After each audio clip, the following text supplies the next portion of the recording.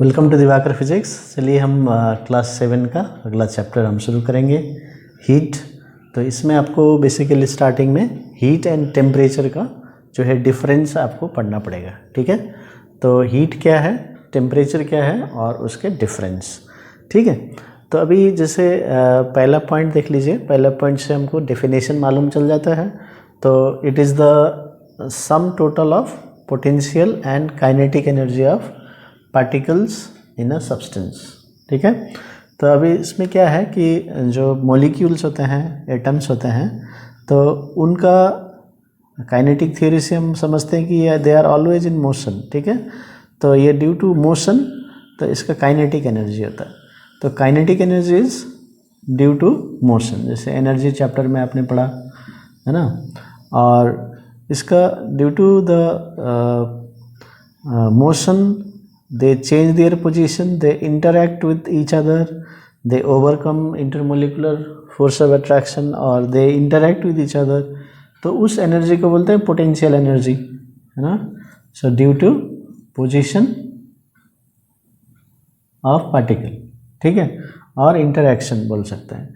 तो वो सब एनर्जी यदि हम टोटल एनर्जी ऐड कर देंगे, all the energy possessed by particles in a substance is called heat energy, ठीक है। तो अभी हीट एनर्जी का मतलब हो गया the sum total of potential and kinetic energy of particles in a substance in a body, ठीक है। अभी उसी तरह अभी टेम्परेचर क्या है, अभी temperature is the measure of average kinetic energy of the particles in the substance. अभी यहाँ पर खाली जो काइनेटिक एनर्जी का जो कितना है, तो उसका जो एवरेज वैल्यू है, ठीक है, क्योंकि इसका अलग अलग स्पीड से वो लोग इधर चलते हैं, डायरेक्शन चेंज हो जाता है। तो एवरेज काइनेटिक एनर्जी हम लेंगे, so that is called temperature. तो ये मॉडर्न डेफिनेशन है। इसको और दूसरे तरीके से भी समझ सकते हैं, it is the degree of hotness and coldness of a body. तो अभी जैसे एक बॉडी कितना गर्म है, how much hot it is, so that is the degree of hotness and how much cold, ठीक है, कितना ठंडा है कितना गर्म है। तो वो जो स्टेट बताता है, थर्मल स्टेट जो बताता है, जो thermal state of the body, that is called temperature, ठीक है। तो ये हो गया डेफिनेशन। तो अभी जैसे इसलिए हम टेम्परेचर मालूम होने से ही टोटल हीट मालूम नहीं हो सकता है, because it is the average kinetic energy and heat is the sum total of potential and kinetic energy, okay. तो पहला पॉइंट क्लियर हो गया। दूसरा पॉइंट है, it is measured by the principle of calorimetry, और इसका जो डिवाइस होता है उसको बोलते हैं कैलोरीमीटर, ठीक है। So heat is measured by calorimeter. तो ये आप समझ सकते हैं, ये डिवाइस है and it is measured by thermometer. सभी को मालूम है, बहुत कॉमन, क्लास 6 में भी आपने पढ़ा था थर्मोमीटर, ठीक है, ओके। अभी नंबर 3, इसका जो यूनिट है वो जूल है, because this is the energy, okay. So SI unit of joule is SI unit of heat is joule, sorry.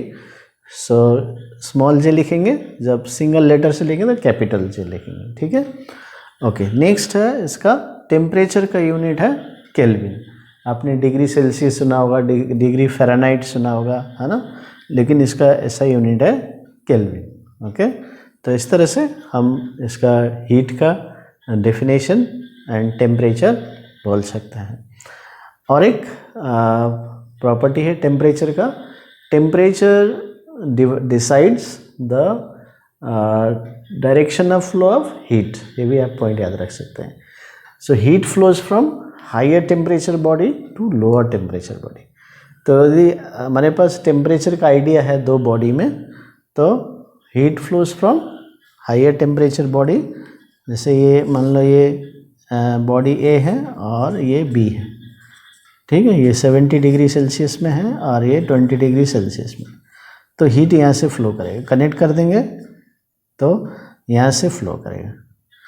अभी इसमें मान लीजिए 20 जूल है और इसमें है 70 जूल है, कोई प्रॉब्लम नहीं है, इधर ज़्यादा हीट है बोल के इधर से नहीं आएगा, बट टेम्परेचर से डिसाइड करना है कि higher temperature to lower temperature, ठीक है। तो higher temperature to lower temperature heat flow करता है. So temperature is the thermal state of the body which decides the direction of flow of heat. Okay, and heat flows from higher temperature to lower temperature body.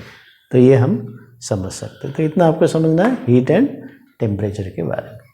ठीक, okay, thank you.